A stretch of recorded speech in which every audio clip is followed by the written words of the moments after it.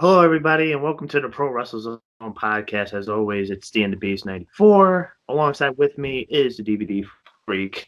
And as you know, if it's me and him, of course, we are doing a 2002 pay-per-view review. 2002 pay-per-view review as we're running down the year 2002. And today we will be going over one out of the two uh, England pay-per-views with Insurrextion 2002. This pay per view took place May 4th, 2002, live from London, England. As your hosts were always JR Jim Ross and Jerry the King Lawler. And yeah, this was the infamous UK tour that led to the infamous plane ride to hell. Wrestlers got in trouble, got released, and a whole lot of bloodshed resulted. If you guys don't know about that story with Michael P.S. Hayes and Bradshaw, we're going to get into that in a little bit. And to me, I feel like this was part of what was 2000 for the WWE, at least the beginning portion of it, as obviously we were going through the transition of WWF to WWE. And, this was one that really destroyed the brand extension as, a lot of these guys were released, and this caused Vince to rebuild around the class of 2002 as he was bringing in a lot of young talent, specifically Orton, who was already here for over a month, I would say, because he debuted back in April.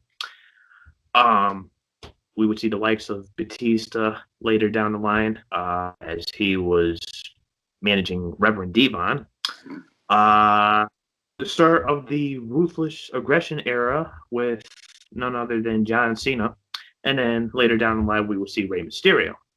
But around this time, the infamous plane ride from hell had happened.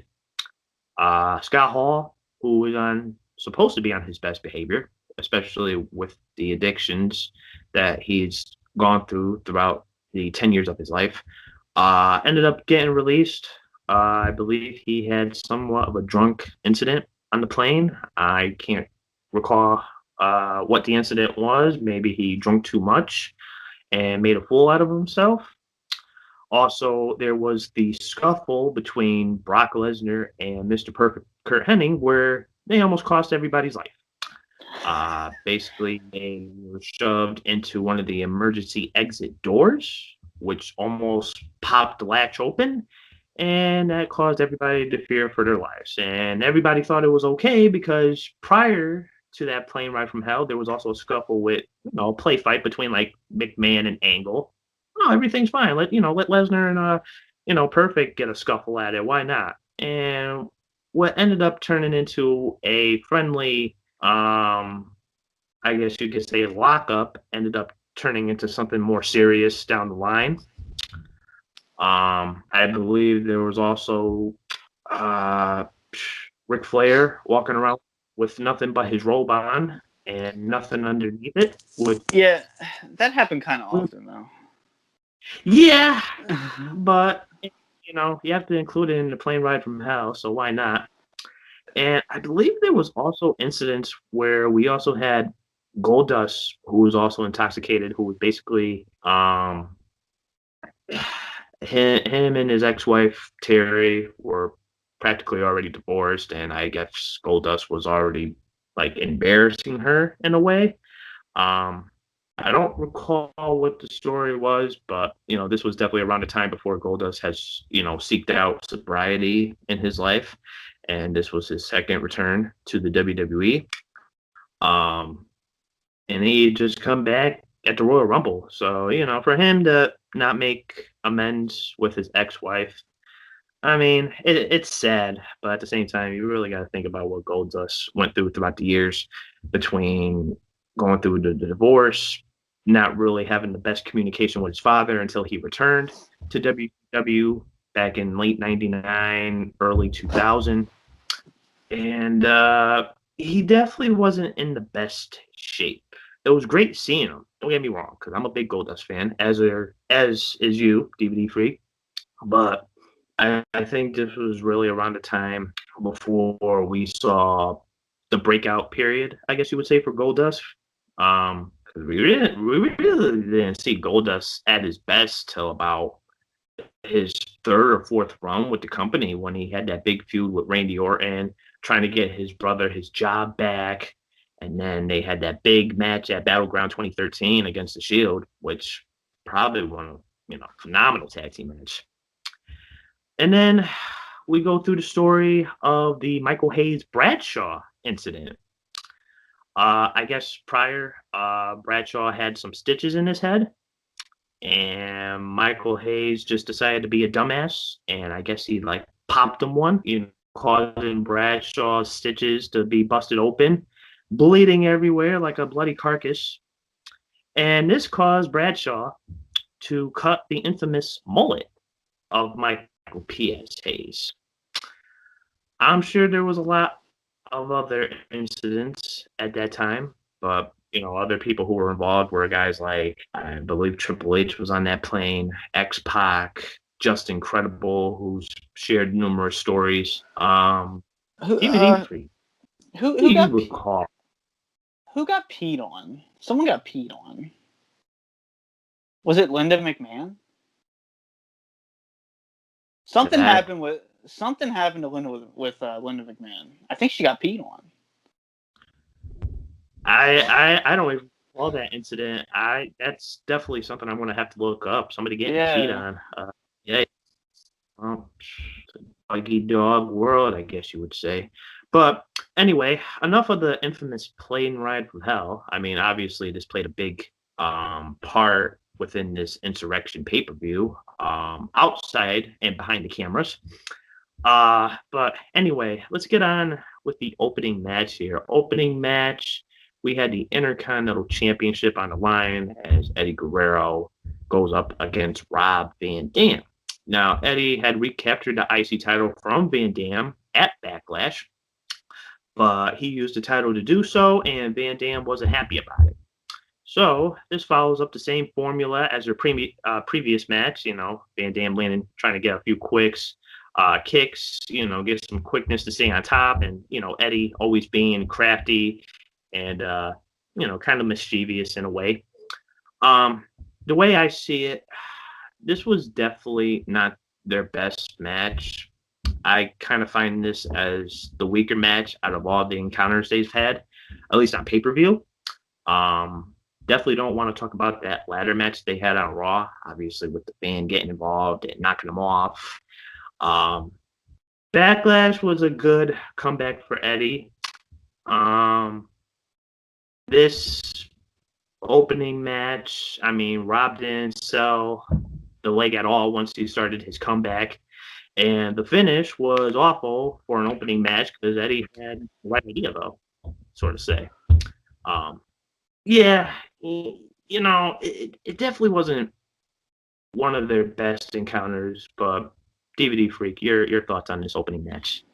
Okay, well, first of all, the best way to enjoy this show is to realize that this is a high production house show. Right. You have to know what it is to be able to watch it. So you have to lower your expectations a little bit. This felt like it's like a house show. You have a decent match, and a lot of times you just have an ending where it's just subpar. Because if you look at it, this show has no implications for the future. This is it's a house show. There's no canon storylines here that are just going to deeply impact the future. No, this is just a televised house show for the UK fans. And, well, not televised, you know what I mean. But, so this opening match, it feels like a house show match, and a lot of these matches do feel like a house show.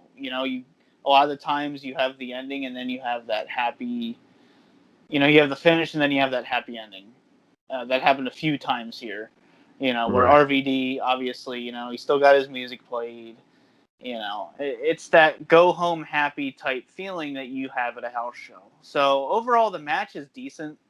It's very fast paced, which, I think they worked really well together. These two had great matches together. It's one of their weaker ones, and I think the finish really ruins the match. But like I said, you have to lower your expectations a bit here. Right. And throughout the match, this match ended in a DQ because obviously Eddie tries to capture the Intercontinental Championship. He shoves the ref to the ground, and the referee was not taking it. But something that I did like about this match, I love the psychology of this match because obviously Van Dam won't give up. And, every time Van Dam tries to make a comeback, Eddie would, target towards the leg. And I thought that was pretty cool, but obviously I didn't like the ending. After the match, Eddie goes after the referee, but Van Dam recovers and makes the save, and Eddie takes a 5-star. As we go on to the next segment here, in the back, we had Molly, Holly, and Jazz complain about the Divas exposing their bodies for profit. Now, now that I think about it, if Molly didn't go through that whole Mighty Molly gimmick, I think she could have been a good substitute for the RTC, Rights to Censor, if they were still around at this point. Because obviously she's talking about not exposing her body. And, obviously she had already changed up her character as they repackaged her as a more, I guess you could say like today you would probably look at her like a Karen, sort of say. Yeah. Which I had to explain to JJ what a Karen was. It was a very entertaining conversation. Oh my gosh.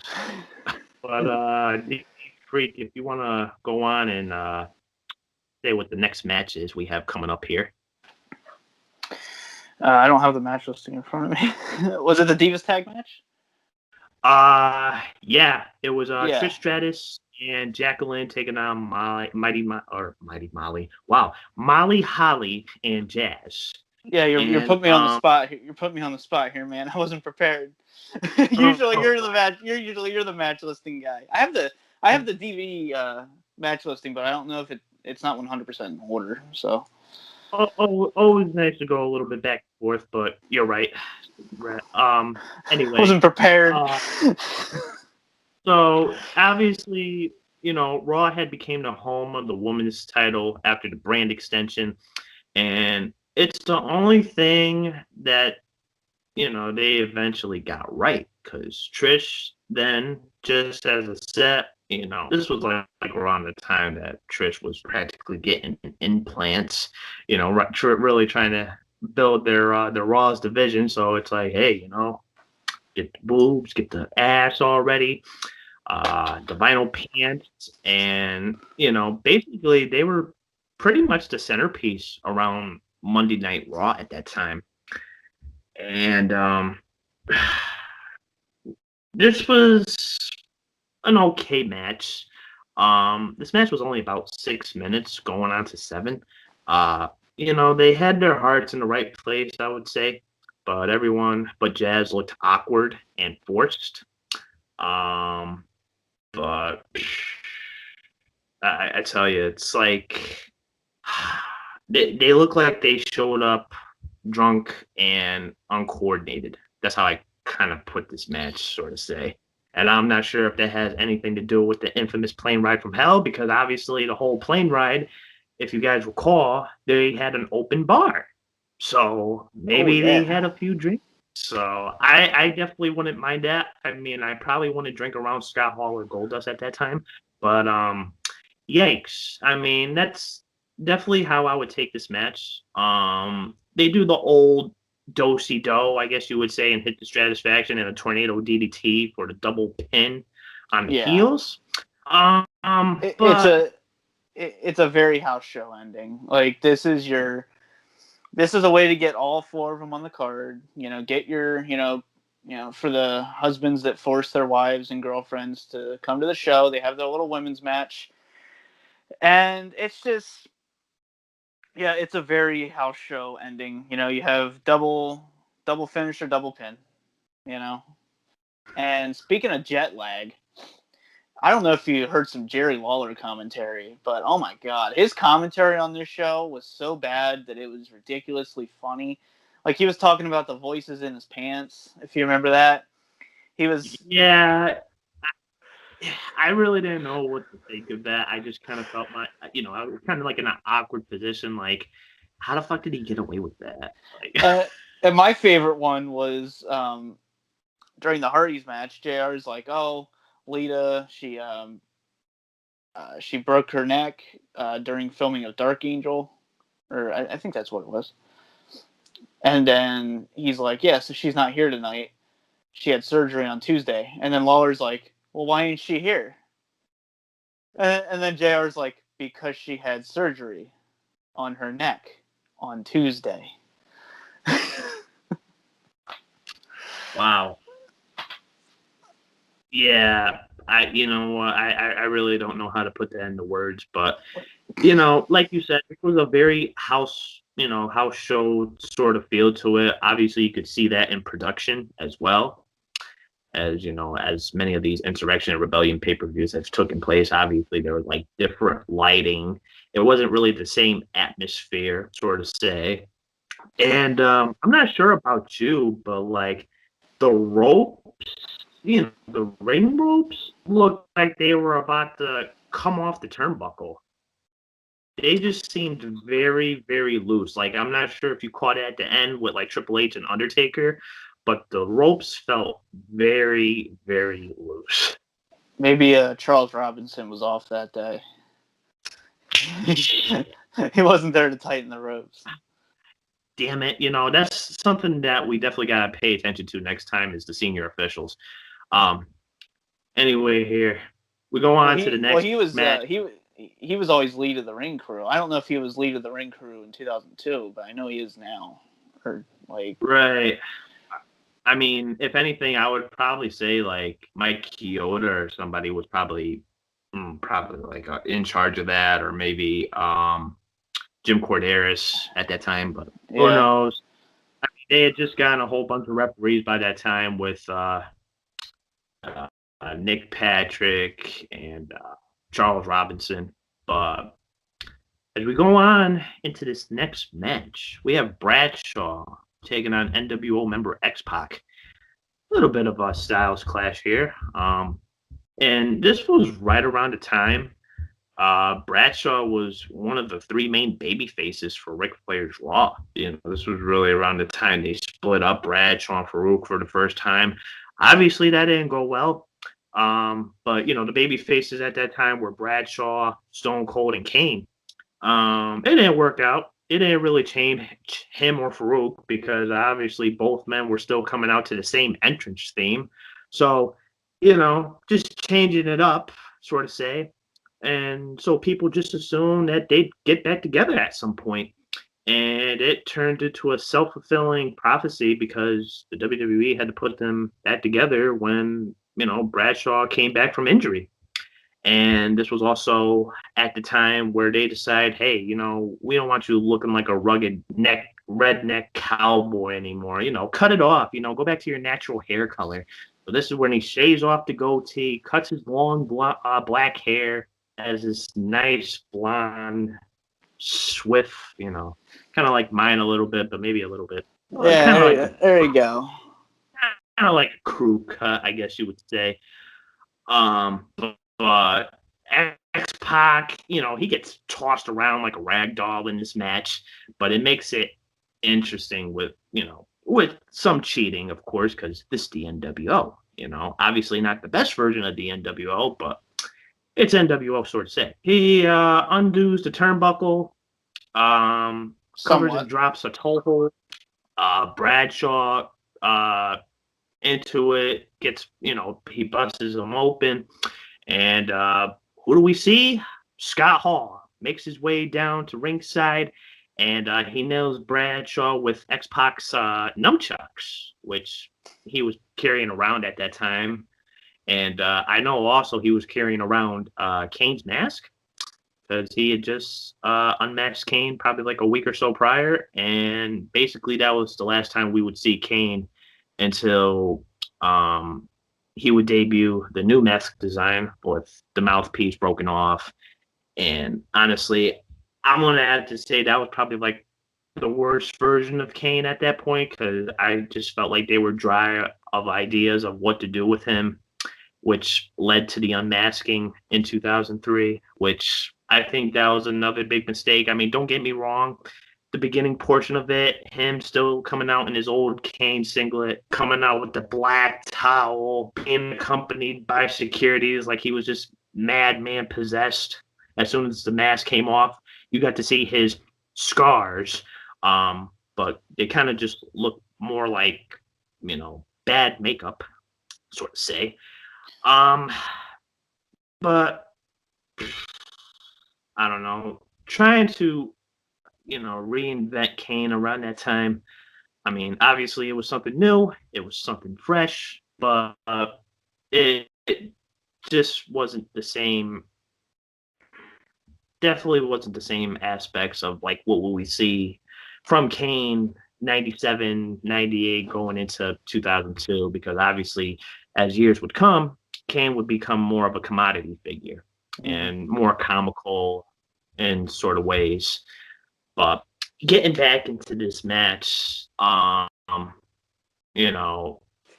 gets to obviously, and Bradshaw nails Hall with the clothesline from Hale, but X-Pac sneaks out in a low blow and finishes with the X Factor at over almost a 10-minute match, probably like 9-10 minutes. I wasn't really counting, but in 2000, X-Pac, I would say, was definitely shoved down our throats despite not being over, especially around the time in 2001 where people dubbed the term X-Pac heat, because X-Pac was probably the most hated superstar at this point, where it's like no matter what the hell he does, he just wasn't good enough. And I don't know if you recall, but like in 2001 when they were doing the whole Invasion pay-per-view, everybody was obviously cheering for Team WWF, except the match with X-Pac and Billy Kidman. Everybody seemed to be cheering for Billy Kidman rather than X-Pac. So that definitely told you something, despite X-Pac definitely being one of the best cruiserweights at that time, I would say. And I think 2001, I think WWE had a pretty decent cruiserweight slash light heavyweight division, as obviously they were transitioning from getting rid of the light heavyweight title and keeping the cruiserweight title, because it's like Vince is just sitting there in his chair like, haha, I bought my competition. Let me use this belt. I want to retire the light heavyweight belt, which, if you guys recall, the light heavyweight belt wasn't introduced into WWE until 1997, but it was also used worldwide. Me and you actually did a question video about the light heavyweight championship, which, oh my gosh, I know it was somebody's father, but anyway, getting back into this, despite X-Pac being shoved down our throats, trying to be so over, then when he tried to start his own stable, obviously he was part of X Factor. We would see the likes of Albert, and Justin Credible would debut in the company in 2001 in February before the invasion, which I kind of thought was a bad move, because it's like, if you know you're doing this invasion angle, why not bring Justin Credible in at another time? Maybe that way X-Pac can still form this group, but at a later circumstance. And I think this was also around the time that X-Pac just really couldn't buy a win either. Obviously, he had a really bad losing streak. And in terms of lose, I think WWE had just given up on X-Pac, despite being a dual champion for the light heavyweight, cruiserweight champion. Then he got injured again, and then he ended up coming back on SmackDown after WrestleMania as a new member of the NWO. Obviously, he was a member back in WCW as 6, not 1, not 2, not 3, but 6. God forbid, we got to add up numbers. But when he went back to being I guess you could say, bootlick in 2002, he started getting his wins again, because obviously he was part of the NWO faction. Obviously, he was cheating his way to win. But then he would end up getting released. and I believe this was his last pay-per-view appearance. I mean, obviously he would make appearances in the pay-per-view. Obviously, you recall 2002, King of the Ring. I believe Triple H faced the Undertaker. Yeah, I think it was Triple H versus Undertaker at King of the Ring. And if you recall, Triple H was getting ready for his match. And we would see a little segment backstage with the NWO. You know, all the current members at that time were there. Shawn Michaels had just joined. And they were just like, "Hey, Hunter, you guys, if you need us, you know, just throw it up." You know, everybody's all hugging backstage, like, "Oh, come here, you Click." You know, I'll never forget that segment where, you know, CM Punk was talking shit about Kevin Nash and saying, you know, Click is the term for a remote, which is what I think of Kevin Nash when I change the channel. Click, click, click, click. I agree. But anyway, me rambling on. Your thoughts? You know, they had a nice little little match here. You know, they sold the heat very well. You know, it's not a match you would expect to have color, like the third match on the show. You know, to have that much heat, you have color. You know, I enjoyed this for what it was. I don't think they have the best chemistry in the world, but for what they have here, you know, I thought they did a good job. I'm not a fan of this version of Bradshaw at all. I'm not even a fan of this version of X-Pac. You know, it's just Bradshaw was in the worst limbo imaginable right now, and it would be a little while until he really found this course. But when he did, he fucking found it. You know, so it's kind of a waiting game for him. It's just Bradshaw doesn't work without the APA. He needs his own character, which we eventually got. Right. And, you know, there were several attempts in the past where Bradshaw was receiving some singles opportunities, but obviously they didn't perish. Obviously, we would see the beginning with Justin Hawk Bradshaw, which that didn't really turn out any good. Then they paired him up with Barry Windham. Obviously, they're somewhat family related as they formed the new Blackjacks, which seemed like there was a lot of new things back in 97, 98. New Blackjacks, new Midnight Express. I don't even want to get into that.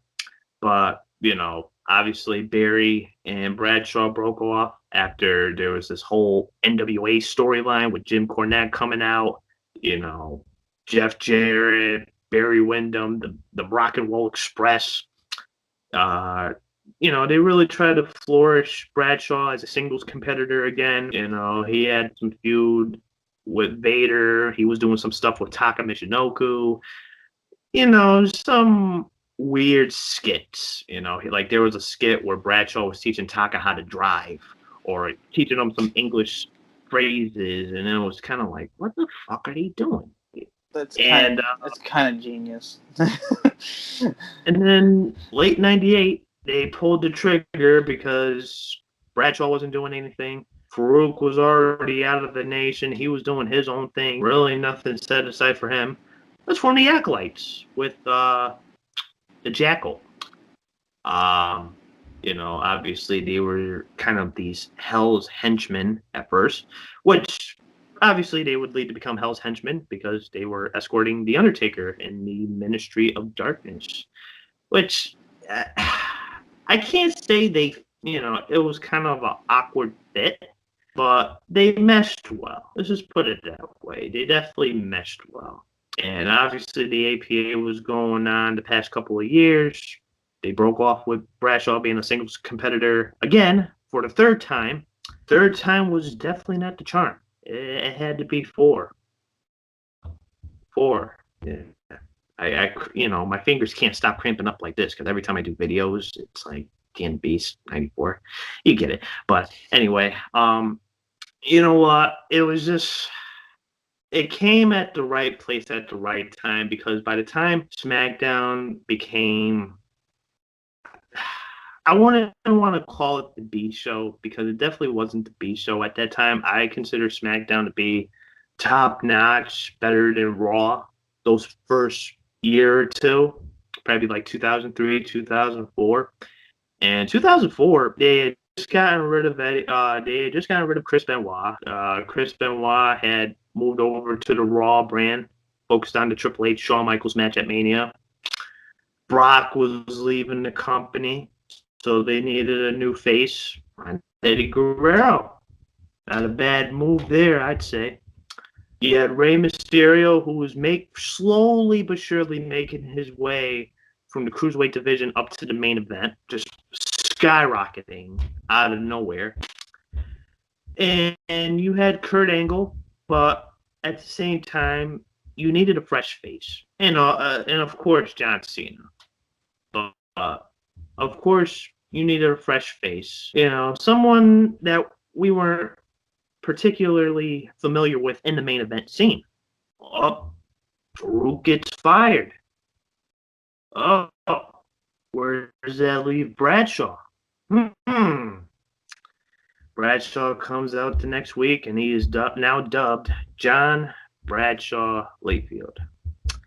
At first, you know what? I'll be honest, I was pretty annoyed with the gimmick the first couple of years. But then it really dawned on me, like, this is the real Bradshaw. Like, this is, John inside and outside the ring, I guess you would say. That annoying, loudmouth Texan who just doesn't shut the fuck up. And I can see why. Mm-hmm. But it pulled off. He had one of the most, I would definitely say probably one of the most bloodiest matches with Eddie Guerrero at Judgment Day. I'm not sure if you recall that. I'd say that's the bloodiest match in WWE history. He hit an artery. I think that's the only thing that Judgment Day 2004 is really known for is that match. And then Judgment Day 2005, he would have a really bloody match with Cena. So it's just JBL is really just these bloody matches, man. But that was definitely your modern day Stan Hansen right there. Yeah. But God, JBL would have one hell of a run though. He definitely would. But I think isn't he scheduled to be in the Hall of Fame this coming year?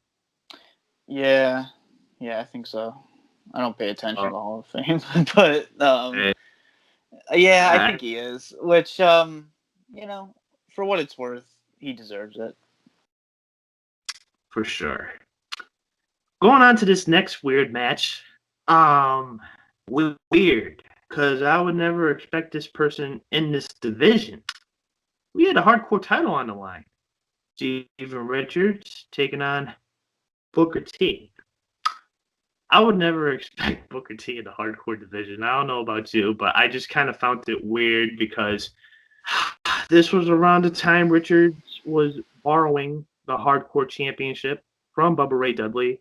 But this was also a weird case because both men in this match are heel. They're both heel. I love JR's quote here. He's like, this hardcore match turned into a wrestling match. Like, this is like, this is just odd. Like, why is this? I mean, yeah, it's a hardcore match. But, like, Booker T, I am notoriously a really big Booker T hater. You can hate me all you want. But, come on, the hardcore title. And it's just like, you can tell he tried to really legitimize this match by making it more, not really mat-based, but still giving it some story and some actual wrestling instead of just constant weapons and run-ins and stuff. He tried, but this ended up just being really awkward. These two have no chemistry. This match is just a clusterfuck. He would end up being I believe a 2-time hardcore champion this night, which I think those are the only 2 times he's held that belt was at this pay-per-view. But you got to give it to Booker T. He was the honorary face of the night. I mean, you got to look at it. Booker T had the catchphrase. He had the spin-a-rooney. Why not make him the ordinary face? have him over for tonight. But yet, no, this was definitely beyond a full point of a hardcore match. You had a lot of run-ins in this match. Obviously, you had Crash Holly coming in for the schoolboy, which was only like 30 seconds. There was some big heel heat there because it was such a cheap win, and obviously Crash Holly is synonymous for cheap wins. I mean, we've seen numerous Crash Holly hardcore title wins. And some funny moments. The part where they're at the kind of like a fun house. It was Crash Holly and the Headbangers. We also had the moment where Crash Holly was sleeping with the Hardcore Championship, and Gerald Briscoe comes in, just gives him like the covers him. 1, 2, 3. Gerald Briscoe's Hardcore Champion. And it's like, how can he fucking literally hear you? I mean, if this is commentary, but personally, whenever I hear the hardcore title being mentioned, Crash Holly is always the first person I think of, and that may bother some people. Obviously Mick Foley, Raven, but Crash Holly, to me, he was a great hardcore champion. He had fun with it. He realized, it may not be the best position in the company, but let's at least make the best of it and make it memorable. Right. But I believe this was the shortest match of the night. Obviously, we see some other encounters here. ECW originals, Tommy Dreamer and Justin Credible would come in for the attack, hoping to become hardcore champs themselves. Booker T fights him off, though, and celebrates with a spinneroonie, and then Jazz comes in out of nowhere, attacks him from behind, allowing Stevie to drop him face first on a table, which was supposed to break. Oops. And, that only gets a 2. So then they repeat the same spot. Oh, that's something I'm sure a lot of people don't like doing nowadays. But the table breaks, thank God. Because if it would have had it done it a third time, I would have just said, give up. Please give up. Stop doing the same spot. And that gets the win. Richards takes the title back.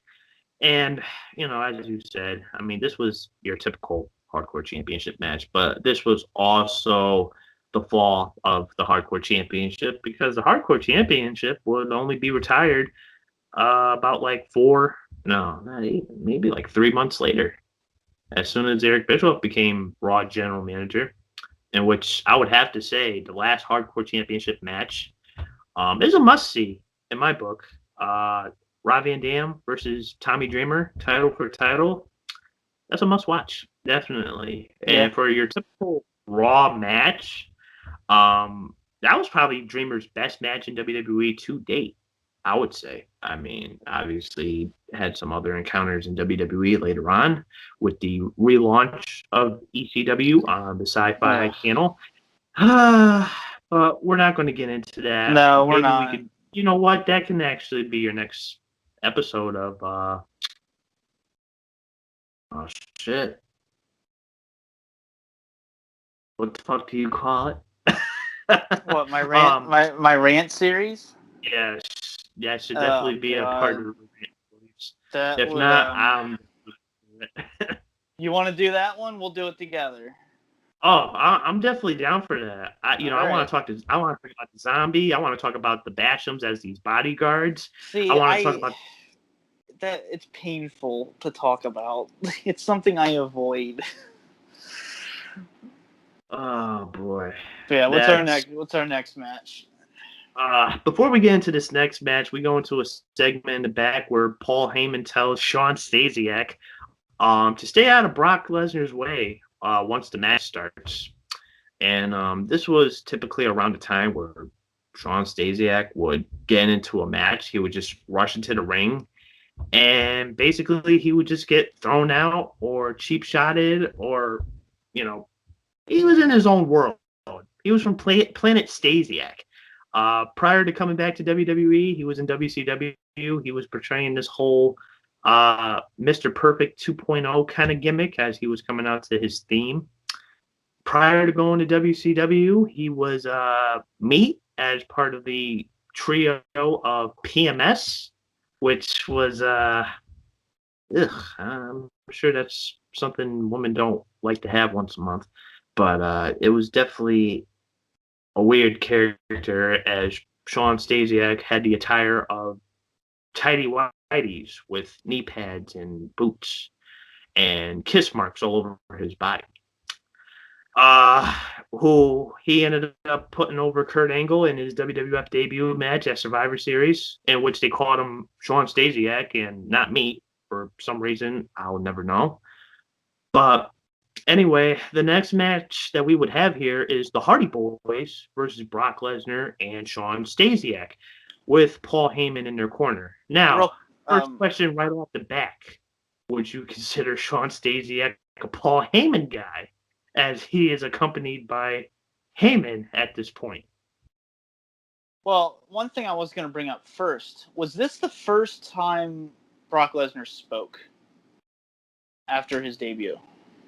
Because obviously that segment he threatened Stasiak. Was that the first time we actually heard him speak? I want to feel like he talked, or at least said something before that. But this might have been the first time he actually spoke. Yeah. Yeah, that's definitely going to be something I'm going to have to look back on. That's an interesting thing to bring up, because I don't remember seeing Brock doing a whole lot of talking verbally. Yeah, that's definitely going to have to do our research on that. Mm-hmm. But anyway, this was just after Lita's, nearly had her career ending while shooting a scene for Dark Angel. The Hardys were on the verge of a breakup again. So again. From a creative standpoint, as the first time didn't really go as well. They had a lot of heat towards, animosity towards each other.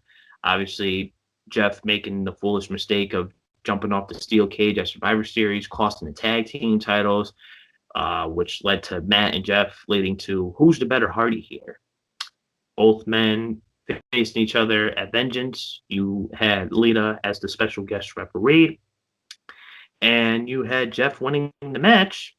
And of course, after that, they would soon be back together. Obviously, we would see them work together at the Royal Rumble, and basically, this script was just written off like nothing had ever happened. It's like, oh, they're brothers. It's okay. It happens in real life. We forget about it, right? No point of that. And, it was convenient not to have to explain which side, Lita was on, because Stasiak ignores Heyman's instructions and storms to the ring. As I said, Stasiak was just storming into the ring like, oh, we're going to get this match done. He was just, boy, something for a second generation star. Yikes. I don't know what the fuck they were doing with Stasiak, but it didn't last long. I mean, he would get released later on in the year. So that was another cut from the WWE brand extension, and then obviously going through the development of recasting the whole 2002 class. Of course, the Hardys double team him all the way back to Planet Stasiak, I guess you would say, which is right next to Uranus. Get it? Bad joke. I'm sorry. There are now I wish there was alcohol beside me.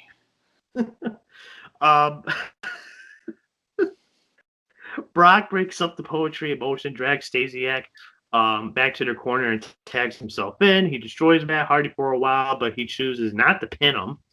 Eventually, Hardy avoids the charge, and Lesnar posts himself. Stasiak makes a mistake of listening to the voices in his head, I guess you would say. No pun intended to Randy Orton. And they tell him to tag himself in, which, Stasiak at the time, he definitely needed some psychological help. Jeff gets backdropped on the apron, but sets up the twist of fate and a swanton on Stasiak, which this match ends in a almost 7-minute bout. I guess you could say this accomplished like everything they set out to. Brock looked like a psychotic, barely contained animal, while Stasiak was basically the goof, I guess you would say. Or kind of like the Lion King with the 3 hyenas. You had the 2 normal hyenas, and then you had the goofball. Obviously, we knew who the 2 normal hyenas were. Kind of my metaphor there. And the Hardys didn't get buried any more than necessary, so that was pretty good. And this was right before the breakup.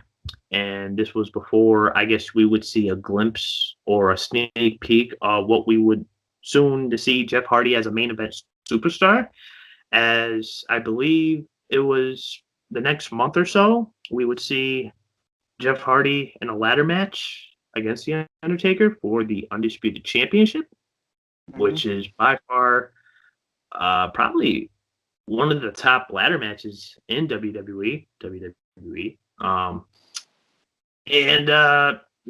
Matt we weren't really see Matt's success as a singles competitor until he went to TNA, obviously, as he had the, big money Matt gimmick. Then we would see the broken gimmick. And I think that's the first time in a long time people really started to appreciate Matt more as a singles competitor or as a wrestler in general, rather than having Jeff Hardy overshadow his success. Because obviously people fell in love with the broken gimmick. Everybody was behind it. And Matt Hardy wasn't as generic as he was for the past decade, I guess you would say. So my question to you is, do you consider this Brock Lesnar's first loss? Because a lot of people like to say it. I wouldn't consider it only because Stasiak took the pin. I mean, obviously Brock wasn't touched. He wasn't pinned. He didn't get a clear pinfall. So no, I mean, on this part, it was Stasiak's fault. So, but you have to look at it in the record books. It was a loss. Maybe in tag team competition. Obviously it was a loss in tag team bout, but as a singles competitor, let's keep the single bout undefeated at the point. So you're separating tag team and singles, basically. Yeah. There's a lot of different opinions on if this was the end of his undefeated streak or not. I mean, technically it is, but at the same time, this is a glorified house show, and it's barely canon regardless. So, you really got to look at it, too, because I don't believe this pay-per-view was aired in the U.S., so I'm not sure if a lot of people even knew that Brock Lesnar lost. Maybe people wouldn't care that Brock Lesnar win or lost at this match because maybe this pay-per-view didn't count in the U.S. record books, I would say. But you really got to look at it too. I mean, if this is like a glorified house show, you got to really look at other superstars who had undefeated streaks but lost at house shows. For example, every time Mr. Perfect was on TV, past like year or so, he was undefeated. But when he was doing house shows, obviously he suffered some losses. But obviously, commentary wouldn't acknowledge that. So I'm not sure if commentary like Ross and Jerry confirmed that maybe on the following Raw. That's probably something I'm going to have to check out now, just to confirmate that. But I definitely wouldn't count it, only because it was not broadcast in our country. So, just to be different, deficiate. So, and after the match, Lesnar destroys all 3 guys, just surely but purely showcasing his dominance. And what we would yet to see from Brock Lesnar is he would be dubbed the next big thing. by SummerSlam. And obviously, he won the 2002 King of the Ring. Back when Brock Lesnar was worth two shits, I guess you would say. We go on to the next match, and I guess you considered the exclusive title to this broadcast, as we had the European Championship on the line. Spike Dudley taking on William Regal. This is barely even a match. It's more of a segment. Right. I mean, you had Spike, who stole Regal's brass knucks and knocked him out with them to take the title. Now, Regal is pissed. Spike fires off a few drop kicks, which I always liked Spike, especially for the caliber and structure of an athlete he was, for somebody that small. I mean, obviously, we've witnessed smaller athletes throughout the years, especially this current day with Marco Stunt. Little Beaver. Little Beaver, yeah. And then the midgets, of course. Can't forget the midgets. They're the best. But, he lands badly on his ankle while going for the Dudley Dog, which I'm pretty sure that was kayfabed. The trainer comes out and cut off Spike's boot. Regal, clips Spike from behind, go to slam, his ankle on the middle rope. And basically, this was all referred to, Regal just working on Spike's ankle. And Regal or Spike reverses his suplex attempt to a small package for the win. Now, it was good. It wasn't bad. I mean, obviously, it was a small segment, but it was good for what it showcased for the event. Regal knocks out Spike with the brass knuckles, and, just to get some revenge, because that's how Regal was. If he didn't have one pair of brass knuckles, he always kept them somewhere else in his tights or his boots, mainly the crotch area. But, the actual match was about 2 minutes, just sawing down half of it, because obviously half of it was just a segment. But, yeah, nothing too special.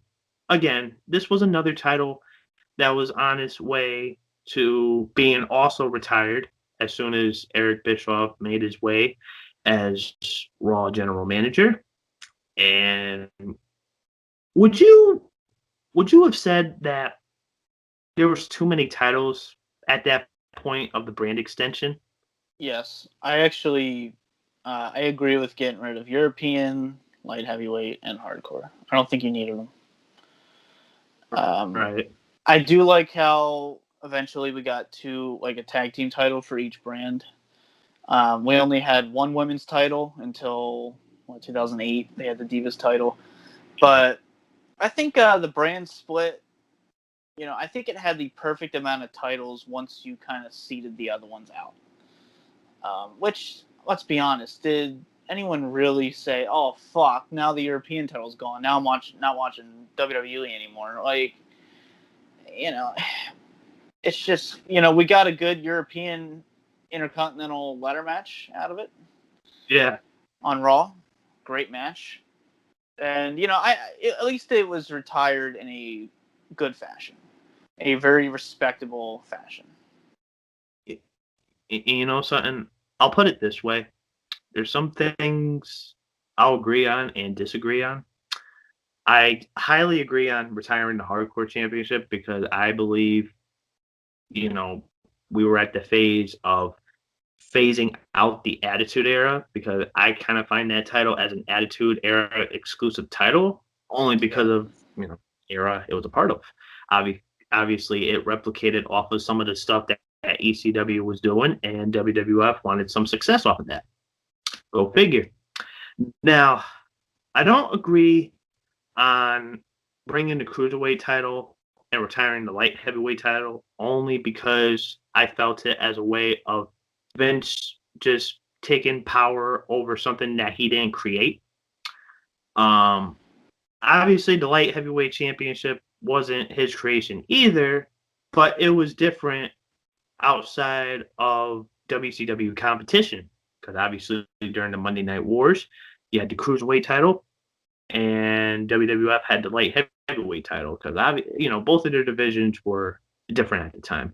But if you really think about it, if you were to have kept the light heavyweight championship around, there would have been a big expansion of a cruiserweight slash light heavyweight division, and you probably would have gotten a lot more opportunities for other superstars to compete for that title. And heading into the next year, I don't think Matt Hardy would have been required to lose all that weight to compete for the cruiserweight title. Hey, we have the light heavyweight title. You're a light heavyweight. Let's go for that title. I love the WCW Cruiserweight title. It's such a prestigious belt for me. I love it. I mean, look at the names who have held it and who have fought over it. So part of me likes that it was brought over, but you have to look at it this way: it lost its prestige. Your last Cruiserweight title holder was Hornswoggle. So I like Dylan for the most part, but by the time I think Gregory Helms was like your last credible cruiserweight champion, and then after that, like it was a goddamn joke. And even before him, it was a joke. So he kind of what brought it back into the limelight a little bit. But then after he lost it, it's just like it got lost in the shuffle, and there's just no prestige there. Right. Which I guess I can understand why they discontinued the belt. I mean, if anything, if WWE wasn't focused on having Raw and SmackDown as two separate shows, I could have seen the Cruiserweight title as a title that could have been effective on both brands. And going into the last title, the European Championship, it's practically the same as WWE currently with the United Kingdom title. Obviously, that title is exclusive to the United Kingdom of British wrestling. The way I see it, if you're going to have a European title, if you're going to be doing European shows, like exclusive special editions of Raw and SmackDown, maybe have that title into play.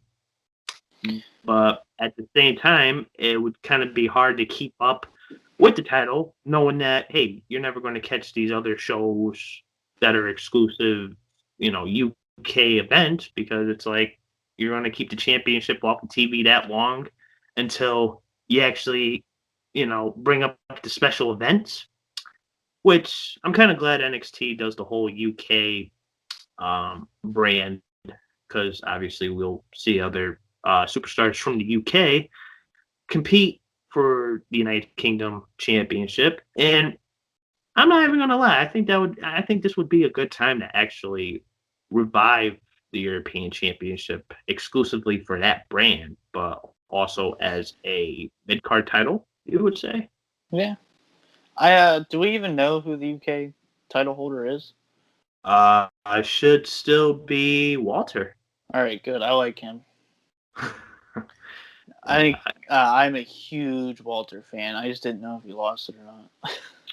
Let's just put it this way.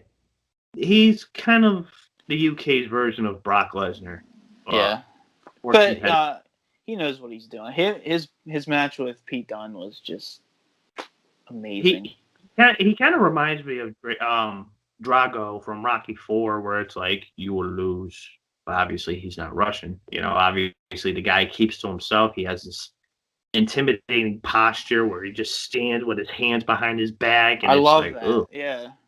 And I'm not gonna lie. When he first debuted, I was a little intimidated because I was like, "Wow, I never felt so scared in my life until this dude entered my TV screen."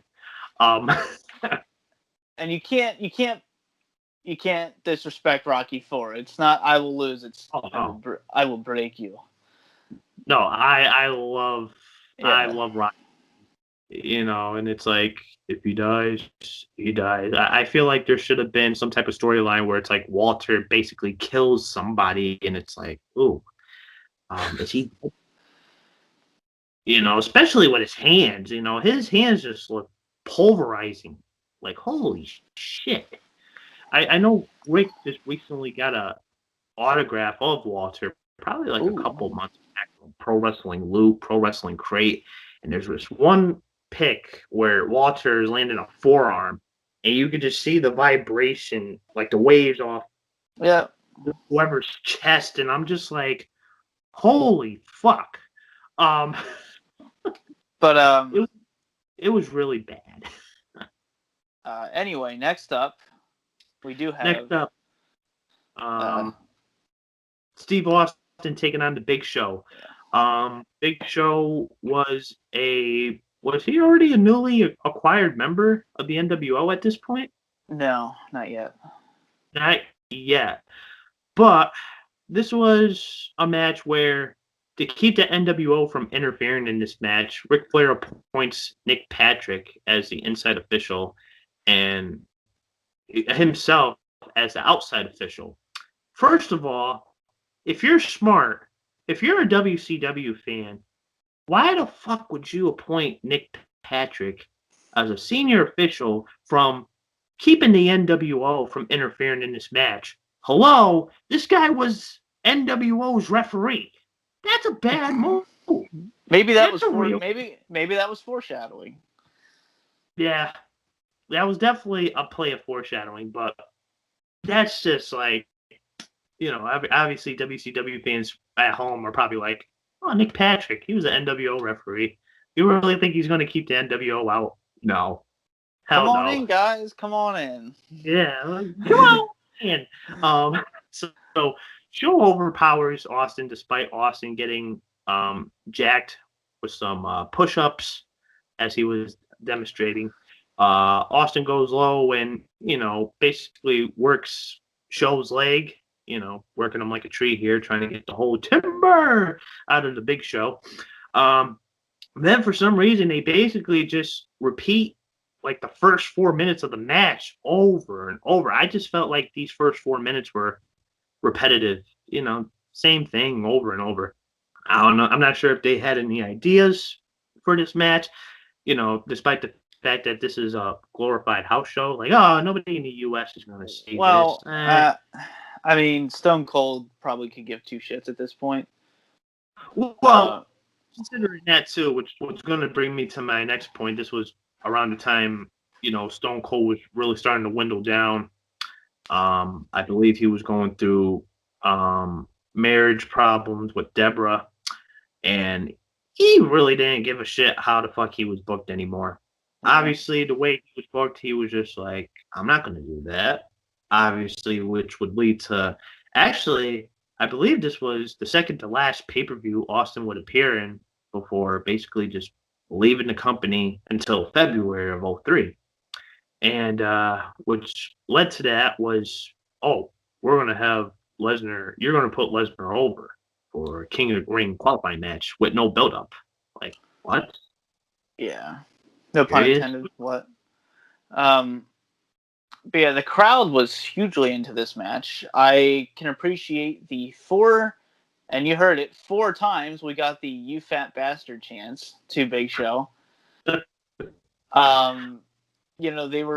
"What" chant was just constant, which I'm not a "What" chant fan personally. It's good in tasteful amounts, but like, I don't know. I think it was overdone over the years. But yeah, the crowd was into it. I think this was the most lively they had been the whole night, which isn't really saying too much, but they were into it. If Big Show and Stone Cold weren't, at least they were. Yeah. And of course, you can't have a good, decent match without a ref bump. In this case, Show accidentally nails the ref. Austin hits him with a stunner, but there's no ref. Go figure, right? It's Nick Patrick trying to get the NWO over. Like, hey guys, it's your chance. Come on in. And Austin calls for Flair to replace the original ref. Well, of course, here comes Scott Hall and X-Pac to drag him out. Well, good old buddies. Flair chases them to the back as Kevin Nash sneaks in with, those nunchucks again. Like, what the fuck? And then Austin stuns him. a pair of stunners to the show to finish him off, and Austin overcomes the odds at a pretty long, decent match. I believe this was like at least 15 minutes. Um, Good this match, good old Big Show heel turn. You never see that happen, do you? nope. Oh, boy, it must be a first time for me. Yeah. But this was a cool way to kind of have him join the NWO again. It's.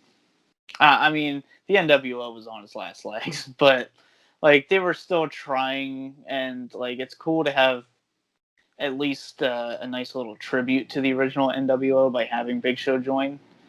At least they're not completely forgetting the history, and you have some good continuity there. Because obviously it makes sense that he would join. It's not like they're just completely ignoring it. So at least there's some continuity here with the original group.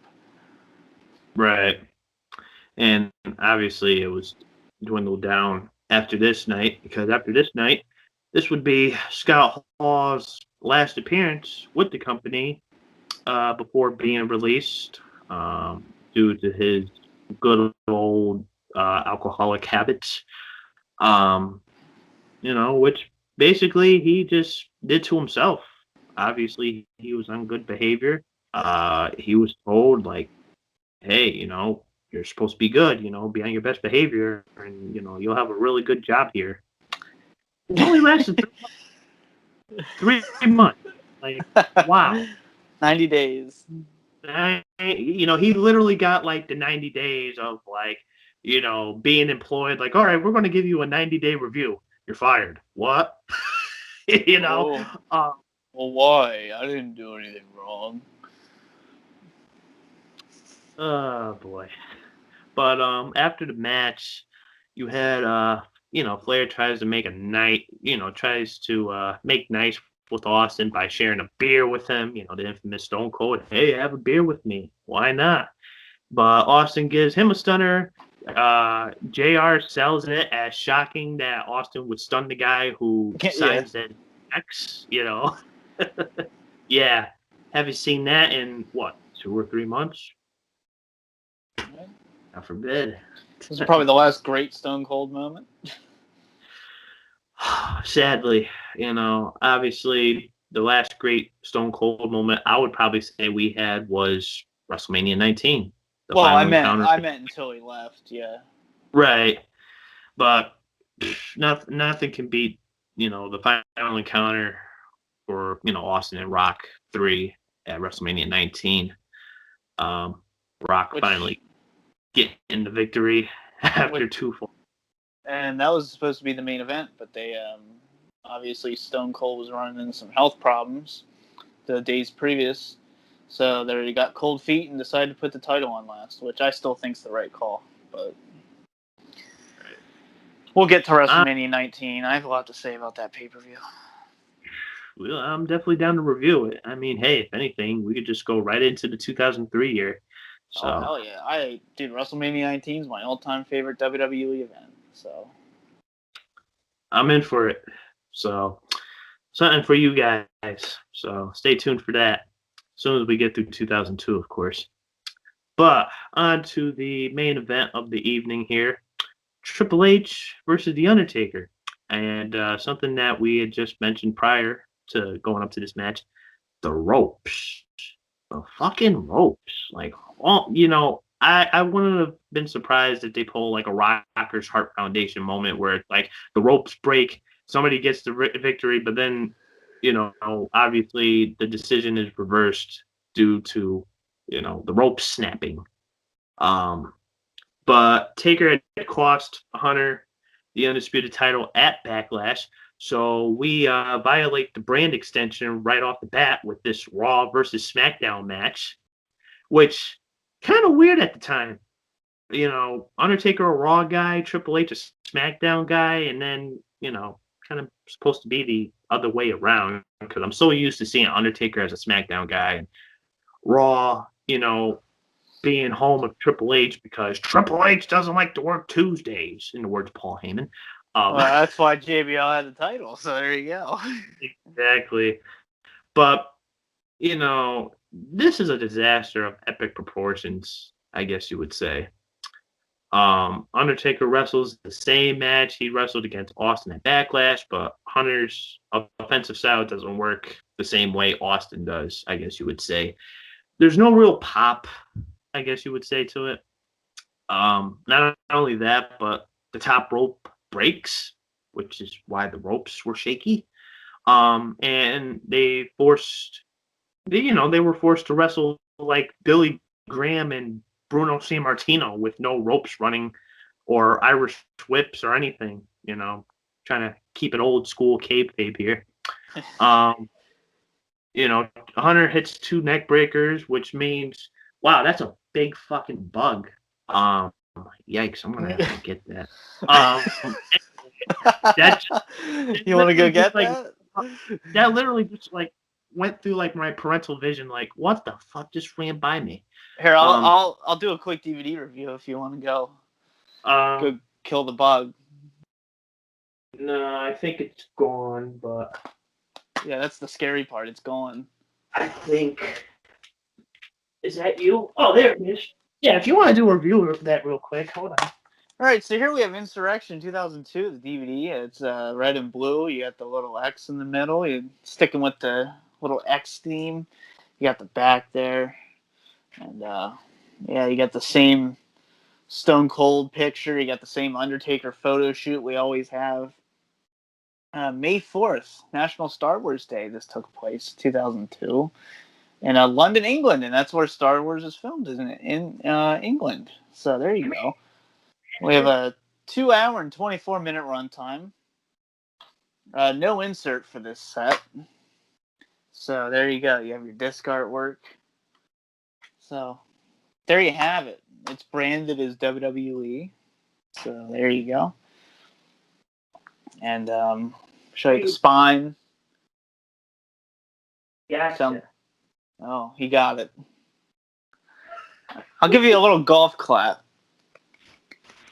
There you go. We're definitely not editing this out. Fuck that. I killed a bug. It's a bug's life. It took you a while to kill it. It was a real battle. It hid behind my shoes, so I had to go behind the boxes. Maybe it laid eggs inside your shoes. Don't say that. Anyway, before the bug ran by me, sorry for that brief intermission there. Hunter hits 2 neck breakers, which means Taker's neck should either be extra broken or back to its original place. Taker goes for a chokeslam, but Hunter counters to a sloppy DDT. Yikes. I think Jake can probably pull a better one. Taker stays with it and hits the chokeslam, but he grabs a chair instead of going for the win. Hunter knees it back to his face. Taker hits a much better DDT, but Hunter slips out of Taker's, I don't know, care of business, I guess you would say. Triple H cuts off the big boot with a high knee and finishes him off with the pedigree. I thought this was a pretty decent match. I would probably say this was probably the better bout after the Austin Big Show match. I mean, obviously the crowd was into it. I wasn't too much into it because of the, repetitive sequence, I guess you would say, just basically just them not having any ideas. And despite that, the top rope broke. They managed to, maintain this match. Something that I find funny, I think Jim Ross goes way overboard with the selling of this match, calling it one of the ages, and one of Triple H's hardest fought victories. Bullshit. If you haven't seen Royal Rumble 2000 or No Way Out 2000, you're, that's definitely one of his hardest fought victories. If not, maybe SummerSlam '98 with The Rock. I'd say he had a harder fought victory that night with Stephanie. But oh, I see what you did there. Haha. Oh shit. Especially after WrestleMania 18, it didn't really work out because Stephanie ended up leaving the company after that. Hopefully, God forbid, JR selling. Hopefully that makes a scope flavored barbecue sauce. Whew, tangy. And Taker and Hunter do the stare down thing after the match, and I'm thoroughly underwhelmed, I guess you would say. I mean, it was still a good match, but it was still like, eh, you know, mm, They've definitely those two have had every quality match imaginable. They've had horrible matches, they've had okay matches, they've had good matches, and they've had great matches. Like, you never know if you're going to get a good match or not with these two. Like, for example, the Super Showdown match they had was abysmal. You had WrestleMania 17, which was great. WrestleMania 27 was great, and then this one was just average. Like, you never knew what you were going to get with these two. right. And just to sum up this whole pay-per-view, I guess you would say, because I guess this was a Raw exclusive pay-per-view, I guess you would say. Despite the whole Raw versus SmackDown match at the end, basically just cutting the ties of the, violating the brand extension there, because here you are having Triple H and Undertaker. I Do you think it's odd that they didn't have their undisputed champion on the card, even though it was a Raw pay-per-view? But do you think that Hulk Hogan should have made an appearance? And I don't know if there's a behind-the-scenes reason why he didn't make an appearance, because this was right after he won the belt. Hulk Hogan's a draw. So, like, right. Why not have him come to the UK? Like, that would have been great for the UK fans, but no. No offense. I mean, I know by that point, Hulk Hogan was already working both Raw and SmackDowns, but I would probably consider at his age, maybe they weren't just booking him for house shows. Maybe he wasn't getting booked for, in particular shows like this just to keep him healthy. Maybe they didn't want him involved in too much action. But, at the same time, not having him booked on the card is kind of weird. Being your undisputed champion. If anything, I probably could have saw this as like a good triple threat match. Or even revenge and a match. Or even just have him show up. Like, just for the crowd to at least say they saw him. Because it's odd.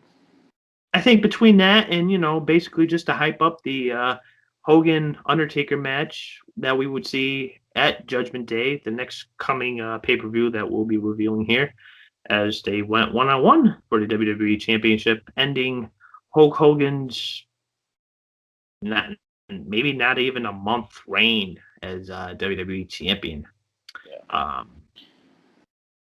Which sort of says, obviously Hogan only won that belt only to hype up his return as, basically going back to square one. Obviously, WWE didn't know what else to do. They acquired one of their top superstars who was the face of the company during the 80s and early 90s. He left. He came back, was back on mutual terms with his good old buddy Vince. And Vince was just like, you know what? I want to go back to square one. Let's make Hogan the WWE champion. But let's not make it long, though. We just want a little bit of hype. Should have just kept it on Jericho all this time. Yeah. I mean, again, you had Triple H making his comeback. But who really? It's just, he was never an exciting champion to me, unless he was in like when he won the World Heavyweight belt on Raw.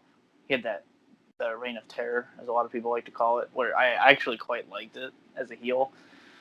But I don't like 2002 Triple H all that much. I never really have. And if anything, if you really want to boost up the standards of Triple H's rivalry with Jericho for the Undisputed Championship, if Triple H was still Undisputed Champion at that time, why not have the Undisputed Championship defended inside the Hell in a Cell at Judgment Day against Jericho? That would have been great. And then have, Undertaker down the line later on a number one contender for the Undisputed Championship at King of the Ring. Or was it Vengeance? Wait, is it King of the Ring? Might have been, yeah, King of the Ring. But, going over this pay-per-view, it wasn't good, but it was far from being great and exceeding all expectations, but at the same time, this wasn't your average pay-per-view. Mm-hmm. Raw was fairly light on good wrestlers anyway, but the roster had bad finishes and bookings working against them too, I would say. And the best match barely scratched the average mark, I would say, which the best match I would probably say here was the main event. Yeah. But obviously, after this year, we wouldn't really see as many UK exclusive pay-per-views. I mean, obviously, we had the global warming tour, we had Rebellion, but then going into next year, after Insurrextion 03, they discontinued it because I don't really think it was worth broadcasting, especially due to the fact that there was no build-up to these matches. These matches were just thrown together based off of stuff that has been going on through the flagship shows. So your thoughts? For a letter grade, I think I would give this a C. This is the most average show possible. Like I said, you have to lower your expectations a bit. Like, let's say this is a pay-per-view, I would go lower. But it's not. You have to rate it for what it is. It's a high-production, glorified house show. It had some enjoyable moments. I think the opener was enjoyable until the finish. It was packed with feel-good moments for the crowd. The women's tag match had that really just cheap house show ending. Stone Cold and Big Show was very over. It wasn't really that enjoyable by any means. And your main event was just, I don't know. It felt like it felt like a very long Raw main event. It just didn't. None of this show felt special. It really didn't. Right. And I'm going to have to agree with you on the lettering grade here. I'm also going to give this a C. It didn't exceed all expectations, but at the time, this wasn't a major pay-per-view that you should really be sitting there focused on, especially to a build-up. Obviously, you didn't have the Undisputed Championship on this show, so obviously this pay-per-view was pointless to continue that build-up through this process. Some of the matches here were pretty much pointless or fillers. You had the Hardcore Championship match, which was basically just for fun. But Booker T in that division, I'm glad that was only a one-time thing, I guess you would say. You had the women's tag team match, decent for what it was, despite Molly Holly being offended by women showing off body parts, which she was definitely playing a role in the RTC there. You had the Big Show, Stone Cold Steve Austin match, which at the time, obviously, Austin wasn't really giving a shit about his booking decisions and was just doing anything that they were throwing at him to this point, despite the fans actually being over for this match. And then you had the interpromotional match between the Raw and SmackDown superstars of Undertaker and Triple H for the WWE Championship, which, like I said, I think this match probably would have had a lot more sentimental value if you actually had the Undisputed Championship or champion come out during the duration of this match. Even if it was just Hogan bringing out like a steel chair and putting it on the ramp, sitting down, watching this match. Yeah. Leading to somewhat of a distraction for either Taker or Triple H. Either one would have been fine.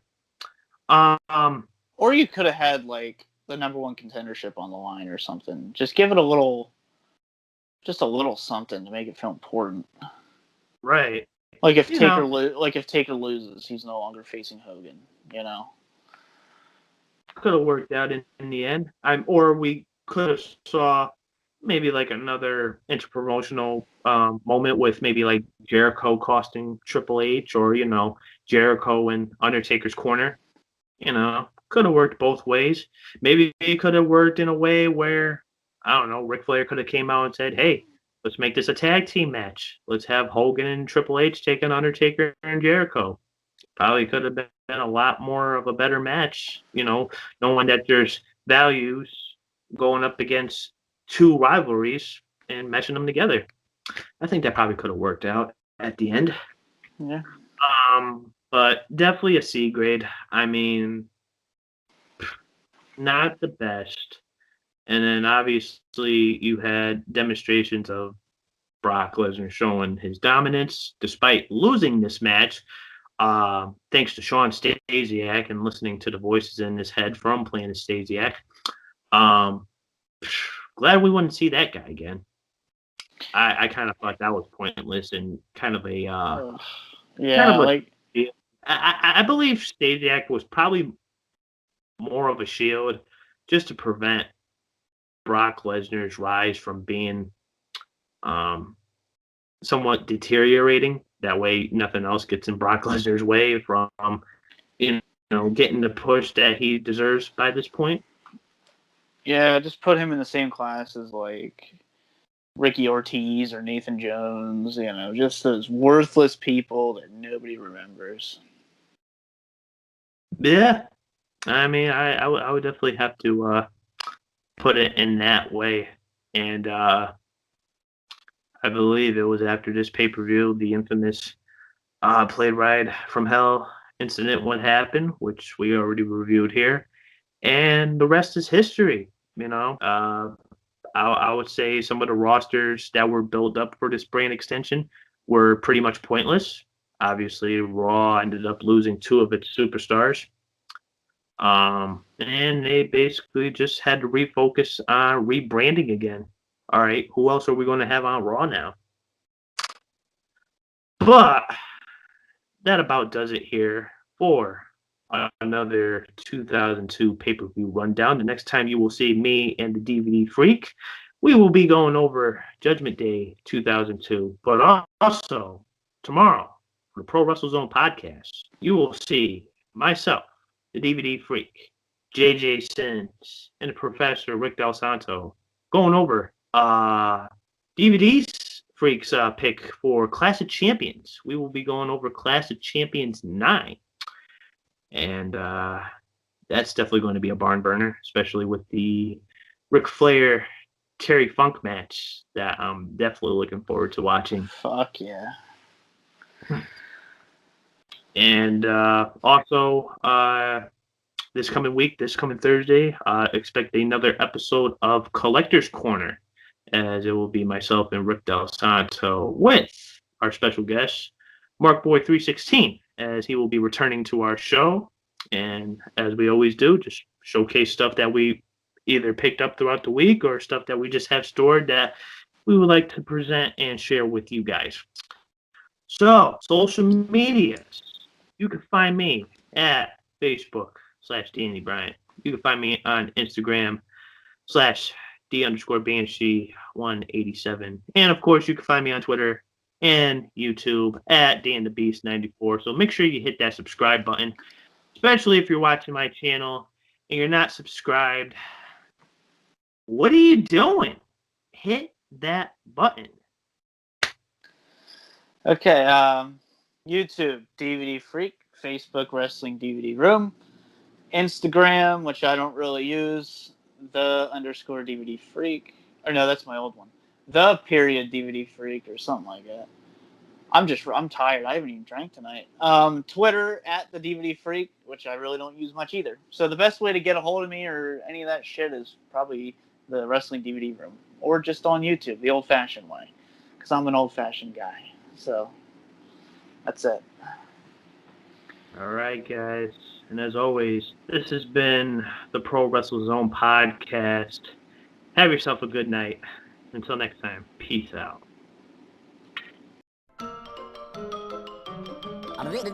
That's all, folks.